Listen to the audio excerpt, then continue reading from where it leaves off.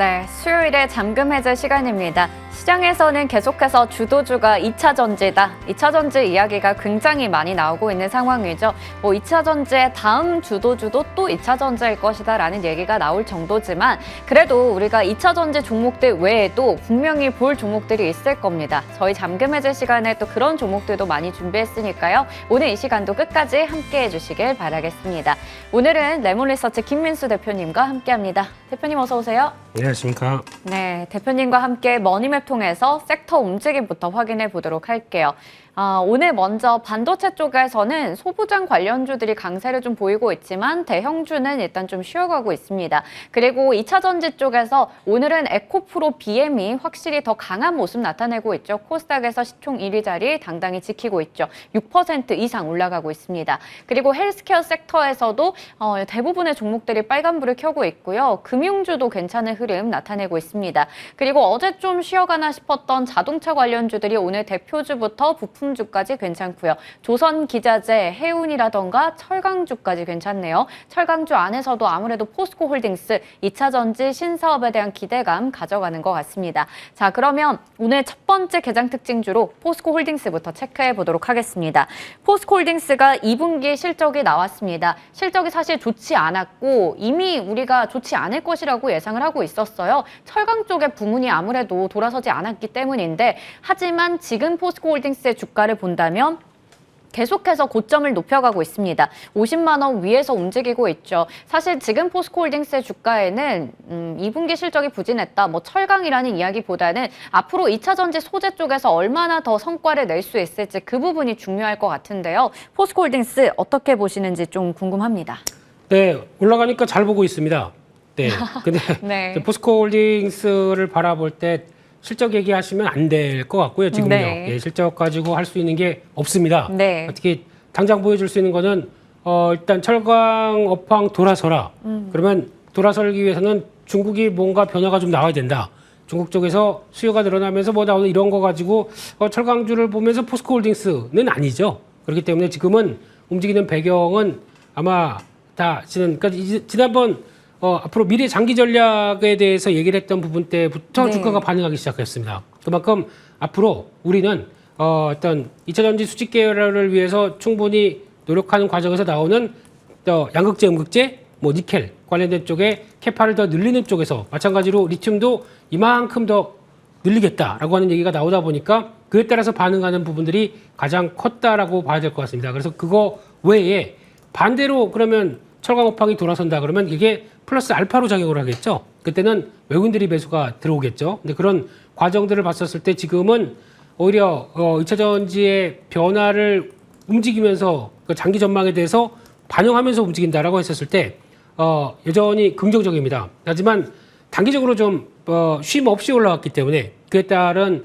차익 매물 정도는 좀 소화할 수 있는 자리는 들어왔다는 쪽에서 아마 50만 원대 이상에서 신규 매수로 들어가는 거는 그렇게 좀 어떻게 보면은 또 나중에 기다리면 또 올라오겠지만은 네. 약간 단가에 대한 매수 단가에 대한 압박이 좀 나올 수가 있기 때문에 50만 원 밑에서 자리 보고 다시 늘려갈 자리들, 그러니까 어느 정도 좀 눌림 목적에서 대응할 자리들 찾아보시는 게 가장 좋지 않나 싶습니다. 네, 아무래도 최근에 또 급격한 상승세를 나타내고 있기 때문에 차익 실현 매물이 나올 수 있다라는 부분도 염두에 둘 필요는 있을 것 같습니다. 그런 관점에서 50만 원 아래에서 한번 좀 눈여겨보자라는 얘기 주셨습니다. 자, 다음 종목도 마찬가지로 정말 최근에 주가 상승세가 가파릅니다. 최근 한 달 동안 70% 넘게 올라왔어요. 한미반도체가 될 텐데 지금 특히 반도체 쪽에서도 소부장 쪽에 대한 관심도가 높은데 그중에 대표적인 후공정 업체로 한미반도체가 거론이 많이 되고 있어요. 최근에 또 5만 원 위에까지 갔다가 오늘 일단 7% 이상 밀리고 있습니다.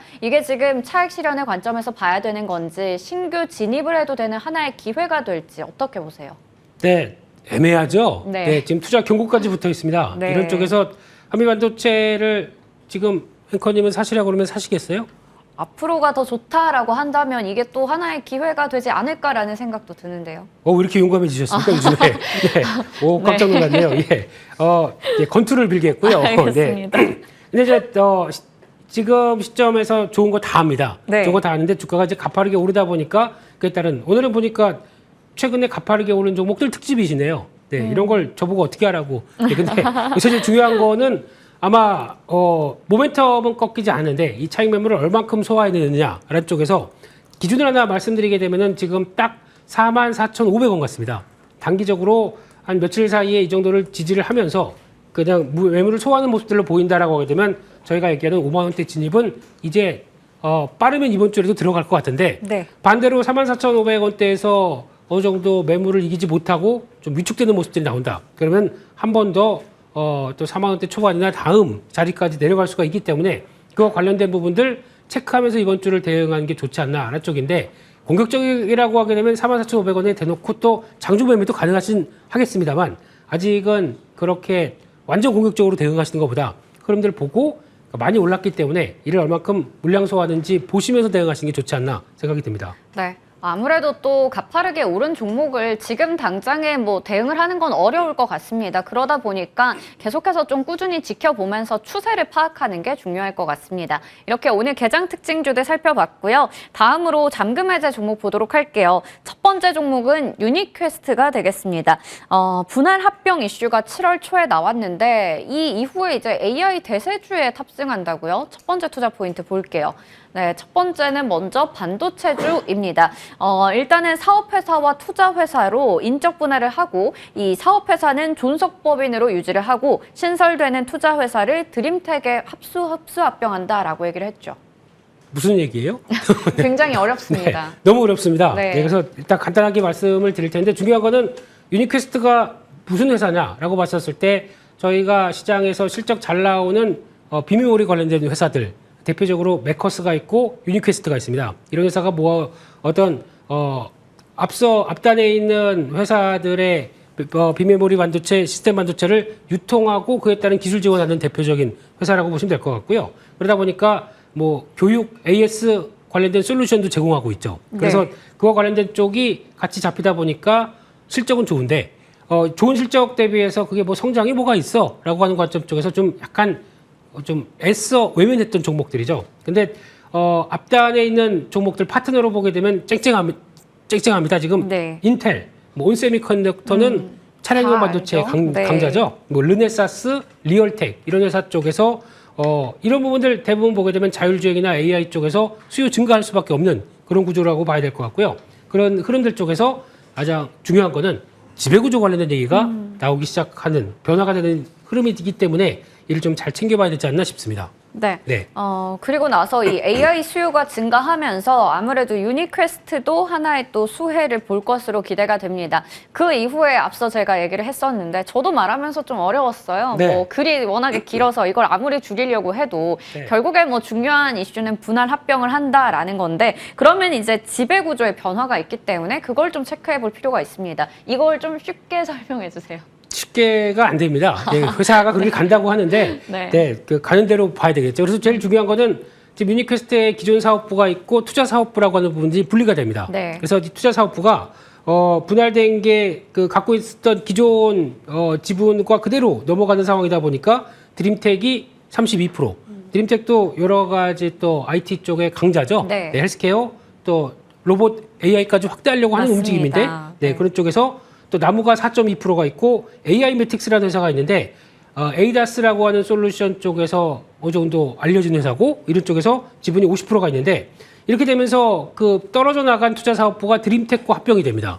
그렇게 되면은 드림텍의 흐름이 나오면서 결론은 이게 분할돼서 나가는 과정 쪽에서 아예 그렇게 나가서 그냥 끝내면은 재미가 없을 텐데 중요한 거는 회사가 약간 주주들한테 어떤 도움을 주는 그래서 그런 주주들의 가치를 챙기는 변화가 나오기 시작하죠. 네. 그래서 결론적으로는 이거 다 잊으셔도 되고요.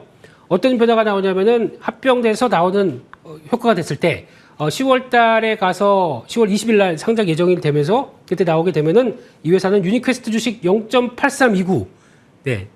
0.8주 그냥 네, 네, 네. 단주로 드림텍 0.9주를 갖고 있는 게 됩니다. 네. 그러면 유니퀘스트가 한 80%밖에 안 되는데 드림텍을 90%까지 더 주는 쪽이다 보니까 당연히 도움이 더 되는 쪽이겠죠. 그렇죠. 네, 그렇기 때문에 이런 부분들은 긍정적인 효과를 나올 수밖에 없다라는 쪽이고 게다가 총 주식수의 4.3%를 자사주가 갖고 있던 부분들을 소각했습니다. 그러면 기존은 또한 4% 정도가 또 주가가 올라가는 EPS 상향의 결과가 나오겠죠. 그런 쪽까지 보게 되면 단순 계산으로 봤었을 때도 약한 유니퀘스트 87% 그리고 또 드림텍 92%이 정도까지 드는 상황이다 보니까 주주들한테는 상당히 좋은 결과가 나올 수 있겠다라는 쪽인데 그럼 왜 지금 막 탄력 안 받아요? 라고 하실지 모르겠지만 중요한 거는 10월 달이죠. 네. 기간이 좀 남아 있습니다. 그러다 보니까 그거 관련돼서 좀 약간 묵직하게 움직인다고 하더라도 미리미리 이를 좀 보고 어떤 기업 가치의 변화가 나올 거를 생각한다. 대응하는 것은 맞다라고 봐야 될 것 같습니다. 그러니까 분할 합병에 대한 이슈들 10월 달에 뭐 중순 말쯤이긴 하지만 그래도 지금부터 보면서 대응하는 거 괜찮다라는 얘기를 주셨어요. 일단 주가를 본다면 15,000원 선이 좀 지지가 된 상태에서 횡보 구간을 좀 거치고 있는 것 같습니다. 네. 그 자리에서 이제 앞으로 추가적으로 더 올라갈 수 있다. 이걸 또 결정질 하나의 모멘텀이 실적이지 않을까 싶은데요. 그렇습니다. 실적은 앞서 말씀드렸듯이 괜찮다가 네. 핵심이고요. 실적이 작년 영업이익이 한 409억 나왔는데 이쪽도 66% 증가한 수치라고 보게 되면 1분기 실적이 약간 반도체 업황과 관련된 쪽에서 위축됐다고 하더라도 2분기는 당연히 좋을 걸로 보여집니다. 그래서 네. 올해도 이런 지금 보니까 역속장한 적이 한 번도 없네요. 이런 강한 실적의 변화가 나오고 있는데 이럴 때 회사의 또 지분 구조까지 변한다. 그러면은 당연히 긍정적으로 보는 게 맞겠다는 쪽인데 시총이 4천억대입니다. 네. 그러면은 반도체 성장하는 기업에 대한 프리미엄도 전혀 없는 상태다라고 봤었을 때 이 부분까지 생각하게 되면 조금 더 중기적으로는 긍정적으로 보는 게 맞겠다고 보여지고 있습니다. 네, 좋습니다. 긍정적인 관점에서 유니퀘스트 그러면 어느 정도까지 주가 보세요? 네, 일단 지금 그게 문제인데요. 네. 계산이 잘 안 되긴 합니다. 아, 네, 근데 네. 그렇다고 하더라도 이런 모멘텀 안고 있는 회사들은 잘 또 갖고 있으면 한 번에 또 변화가 들어왔을 때 아마 지난 고점대가 주가가 흐름까지 봤었을 때는 17,000원대, 6,000원대는 당연히 넘어갈 걸로 보여지고 있고요. 약간 2만 원대 부분까지 보면서 플레이해도 아마 충분히 지금 드림텍의 가치까지 생각하게 되면 되지 않겠느냐 생각하고 있고요. 손절가는 13,000원대로 말씀드리겠습니다. 네, 목표 주가는 2만 원, 손절가는 13,000원 제시해 주셨습니다. 다음 종목으로 넘어가 볼게요. 태광이 될 텐데 저희 시간에 태광을 한 적이 없었나요? 있었던 네, 것 있었습니다. 같은데. 예, 당연히 있겠죠. 네, 이 핫한 종목 역시나 또 신고가 부근에 위치해 있습니다. 오늘 정말 관련된 종목들 많이 나오는 것 같아요. 신고가 관련 종목이요. 견조한 수주, 앞으로 이제 잘 갈 일만 남았는지 그 부분 좀 궁금해집니다. 첫 번째 투자 포인트가 플랜트 강자가 될 텐데 뭐 해양 플랜트 쪽에서는 워낙에 지금까지 수주를 잘 내고 있죠. 네, 태광을 보는 투자 아이디어는 일단 조선 업황이 호황이다. 그랬을 때 뭘 사야 되겠느냐라고 봤을 때 제가 보통 보는 조선 기자재 쪽이 있겠죠. 네. 그 중에 한 큰 축이 피팅 밸브다라는 쪽으로 봤었을 때 그를 잘하는 회사 한번 갖고 있어야겠다라는 네. 쪽에 대한 변화를 보셨으면 좋겠고요. 일단 피팅 밸브다 보니까 플랜트나 정유화학 관련된 쪽에 들어가는 쪽도 가장 중요하게 들어갑니다. 그런 쪽에서 석유화학 쪽에 아람코, 예, 브리티실리니움, 네, 네. 네. 그뭐 토탈 이런 회사 쪽으로 들어가다 보니까 그쪽에 나오는 성과는 그대로 또 가져갈 수 있는 거고요. 중요한 거는 조선업종이 그래도 아직 매출 비중이 그렇게 크지도 않다고 하더라도 이게 성과가 나기 시작하게 되면 점점 레벨업은 충분히 할 수 있는 이런 쪽으로 봐야 되겠죠. 그래서 결론적으로는 조선사 그리고 또 화학업체 또 화학도 글로벌 석유화학 업체들이 증설하기 시작하죠. 그러다 보니까 이런 많은 변화들이 나오기 시작하는 부분들 또 하나 원자력 쪽도 있습니다. 만약에 네. 지금은 아직까지 뭐 웨스팅하우스와의 어떤 갈등이 마찰이죠? 네. 해결 안 됐다는 쪽에서 그러고 있어도 좀 어느 정도 시간 지나고 원자력이 본격적인 또 궤도에 올랐을 때 관련된 쪽으로 피팅 밸브도 연관이 될 수 있다라는 쪽에서 이런 것도 미리미리 한번 체크하셨으면 좋겠고요. 이런 부분들 쪽에서 기대가 되는데 또 하나 2차 전지 관련된 모멘텀도 있습니다. 뭐가 이렇게 다 하는 것 같은데요? 이제 있으면 다 털어야죠. 네. HYTC라고 상장된 회사죠. 네, 이게 신규로 상장돼서 지분을 한 37.8% 갖고 있는데 이쪽의 회사가 뭐 정밀부품 금융 하는 회사인데 이 규모는 이제 막 또 확대가 된다라고 하게 되면 그와 함께 또 받을 수 있는 약간 지분법 이익 이쪽도 한번 눈여겨봐야 되겠다라고 보여지고 있습니다. 네. 대표적으로 기자재 업체이기 때문에 조선주가 잘 갈 때 낙수 효과를 좀 누릴 수 있다라는 기대감도 있는 상황인데 이 플랜트뿐만 아니라 정유화학 쪽의 매출 비중도 늘어나고 원전이라던가 2차 전지 모멘텀까지 안고 있는 상황입니다. 두 번째 투자 포인트 정유화학 부문 보면서 이야기 더 자세하게 나눠볼게요. 네, 이쪽은 일단 업황은 그렇게 썩 좋지 못해도 지금 다 증설 설비 경쟁하고 있는 섹터다 보니까 또 산유국에서 네. 중국에서 설비는 계속 또 늘리는 추세겠죠. 그러다 보니까 거기 수혜를 받을 측면들이 높아서 증설도 하고 있습니다. 지금 보니까 본사 그리고 또 화전 제2상 공장 생산 능력 증가가 되고 있는 추세고요. 그렇게 봤을 때는 앞으로 일이 많을 거다라고 생각하기 때문에 이렇게 나오는 변화라고 봐야 되겠죠. 그와 함께 또 최근에 나오게 되면 국내 삼성중공업도 그렇고 현대중공업도 그렇고 네. 지금 최근에 구조를 보게 되면 수주를 받는데 배를 수주받는 쪽이 약간 좀 다변화되기 시작합니다. 다양화된다는 얘기겠죠. 그런 쪽에서 해양 플랜트 관련된 쪽의 수주가 조금씩 들어오기 시작하게 되면 거기는 훨씬 더 들어가는 피팅 밸브의 양이 추가 더 늘을 수밖에 없다라고 하게 되면 그에 따른 수주가 또 연결돼서 나온다라고 봤을 때는 기대감은 높다라는 쪽에서 앞으로 해양 플랜트도 잘 지켜봐야 될 것 같습니다. 네, 좋습니다. 그러면 역시나 이 섹터도 이제 실적에 대한 이야기를 안 할 수가 없을 것 같습니다. 태광의 실적, 일단 작년에 턴어라운드를 했고 올해 더 그 부분을 늘려갈 것으로 좀 기대되고 있거든요. 네, 작년 실적 보게 되면 업황이 돌지 않았는데, 그러니까 조선 업황이 그래도 이제 도는 첫 번째 흐름들인데 대응을 잘했다고 봐야 되겠죠. 네. 지금 그 전년도 130억대 영업이익에 대비해서 450억대 괜찮고요. 230%나 늘었네요. 네. 그런데 올해는 더 늘 걸로 보고, 네. 그러면 거의 700억대 가까이 늘게 되면은 빠른 실적 변화가 나오면서 탄탄하게 움직이는 변화를 본다라고 하게 되면 이 정도의 흐름이니까 주가가 최근에도 견조했고 앞으로도 레벨업은 계속 되겠구나라고 보는데. 영업이익이 그 정도 한 700억 가까이 나오는 데 비해서 지금 시총이 5,500억, 이제 이 정도를 좀 넘어갔다라고 하게 되면 아직 성장에 대한 얘기는 전혀 반영이 안 된 거네요. 그렇기 때문에 이게 꾸준히 움직이기 시작한다, 실적 확인되고 나오기 시작한다 그러면 우상향은 계속 이어질 수 있겠다라는 쪽에서 타이밍 잡아가시면서 중기적인 흐름들로 대응하시는 건 좋다고 보여지고 있습니다. 네, 태광은 좀 중기적인 흐름에서 보자라고 얘기 주셨어요. 그러면 어느 정도의 가격대 보고 계세요? 네, 그냥 2만 원대 초반인데 아까 말씀드렸던 실적 부분까지 반영한다라고 하게 되면 그냥 3만 원 한 장에 모시겠다. 세 장이군요. 네, 만 원짜리 세 장에 모시겠습니다. 네, 알겠습니다. 네, 3만 원대 정도까지는 충분히 실적 흐름 보면서 플레이 가능하다고 봐야 될 것 같고요. 네. 한 19,000원대 정도가 중요 지지권인데 그 정도 흐름 지키는지 또 체크해야 될 것 같습니다. 네, 좋습니다. 태광은 목표 주가 3만 원, 손절가 19,000원 제시해 주셨습니다. 오늘 저희 시간에 유니퀘스트 태광까지 체크해 봤습니다. 지금까지 레몬리서치 김민수 대표님과 함께했습니다. 대표님 고맙습니다. 감사합니다.